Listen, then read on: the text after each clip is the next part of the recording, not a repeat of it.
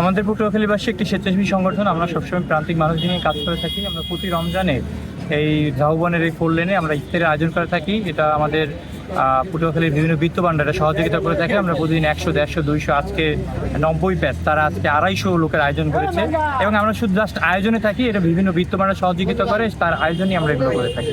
এখন আসলে কোনো সমস্যা নেই, ওটা কাজ করতে গেলে অনেক সময় সমস্যা হয়, তবে এখন সবাই আমাকে সহযোগিতা করতেছে। আমি এখন কার্যক্রম চলমান রয়েছে। আজকে কি কি আইটেম আছে? ছোলা, বুট, মুড়ি, পেঁয়াজু, বেগুনি, চপ, জিলাপি, শরবত, তারপর খেজুর, শসা, পেয়ারা, কলা।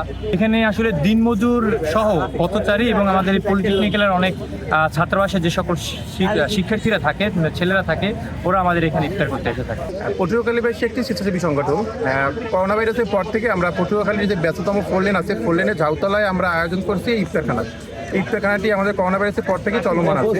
এখানে ইফতার করে সমাজে যারা নিম্নআয়ের মানুষ আছে, শ্রমজীবী, পথচারী এবং অটোচালক বিশেষজ্ঞ যারা, তারা ইফতার করে। আর আমাদের ইফতারখানায় ইফতার দিয়ে সাহায্য করে সমাজে যারা বিত্তবান আছে, তারা আমাদের আর্থিকভাবে সহযোগিতা করে। আমরা সেই সহযোগিতাটা আমরা এখানে বিতরণ করি ইফতারির মাধ্যমে। খুবই ভালো লাগছে। পটুয়াখালীতে এত সুন্দর এই প্রথম, এই আর কখনো দেখি, খুবই ভালো লাগে।